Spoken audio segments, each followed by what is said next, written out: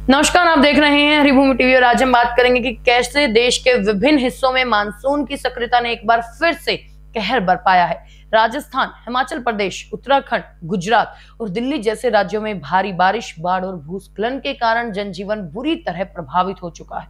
कई स्थानों पर जानमाल का भारी नुकसान हुआ, जबकि राहत और बचाव कार्य युद्ध स्तर पर जारी है। राजस्थान में मानसून एक बार फिर से पूरी तरह से सक्रिय हो गया और शुक्रवार को मौसम विभाग यानी आईएमडी ने राज्य के 4 जिलों उदयपुर, डूंगरपुर, बांसवाड़ा और प्रतापगढ़ के लिए ऑरेंज अलर्ट जारी किया। इन जिलों में अगले कुछ दिनों तक भारी बारिश होने की संभावना है। सबसे ज्यादा खराब हालात सवाई माधोपुर में है, जहां बाढ़ जैसे हालात बन गए हैं। पल्लीपार इलाके में करीब 250 घर पूरी तरह से पानी में डूब चुके हैं, जिससे सैकड़ों लोग बेघर हो गए। स्थानीय प्रशासन और राहत टीमें लोगों को सुरक्षित स्थानों पर पहुंचाने का काम कर रही है। सवाई माधोपुर, टोंक, कोटा और भीलवाड़ा में भी लगातार तेज बारिश हो रही है। सवाई माधोपुर रेलवे स्टेशन पर पटरियां पानी में डूब गई हैं, जिससे रेल यातायात प्रभावित हुआ है। कुशाली दर्रा स्थित नेशनल हाईवे 552 पर तेज बहाव में एक कार बह गई, जिसमें 3 लोग सवार थे। इनमें से एक व्यक्ति का शव पुलिस और एसडीआरएफ की टीम ने बरामद कर लिया, जबकि 2 अन्य की तलाश भी जारी है। मृतक की शिनाख्त अभी नहीं हो पाई। हिमाचल प्रदेश की बात करें तो भारी बारिश और भूस्खलन ने बड़े पैमाने पर तबाही मचाई है। मौसम विभाग ने 23 से 26 अगस्त तक राज्य में भारी से बहुत भारी बारिश का अलर्ट जारी किया है। भूस्खलन के कारण राज्य में अब तक 347 सड़कें, जिनमें कई राष्ट्रीय राजमार्ग भी शामिल हैं, बंद हैं।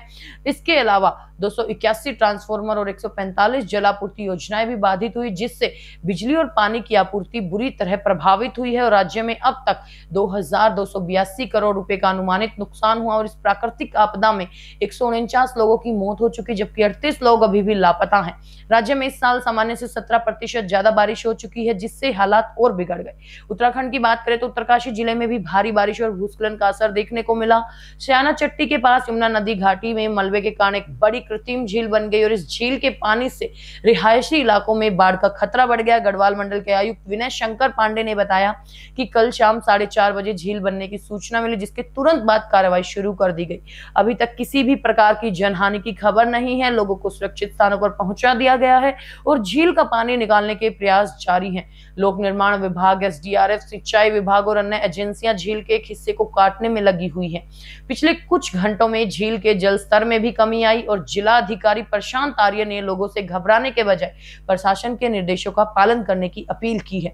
गुजरात के पोरबंदर जिले की माधोपुर घेड़ इलाके में भारी बारिश के बाद जल भराव हो गया। एक दूध का टैंकर बह गया, जिसमें फंसे 13 लोगों को एनडीआरएफ की टीम ने सुरक्षित बाहर निकाला। बात करते हैं जम्मू कश्मीर की तो पूंछ जिले के मंडी सेक्टर में भूस्खलन के कारण एक स्कूल का हिस्सा टूट गया, जिससे सुरक्षा को लेकर चिंता बढ़ गई। राष्ट्रीय राजधानी दिल्ली में भी यमुना नदी का जलस्तर खतरे के निशान के करीब पहुंच गया। नदी के किनारे बसे कई इलाकों में पानी भर गया।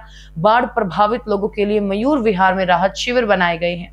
पूरे देश में आपदा से निपटने के लिए सरकारी और गैर सरकारी एजेंसियां मिलकर काम कर रही हैं। एनडीआरएफ, एसडीआरएफ, पुलिस, सेना और स्थानीय प्रशासन की टीमें राहत और बचाव कार्यों में जुटी हुई हैं, ताकि प्रभावित लोगों को जल्द से जल्द मदद पहुंचाई जा सके।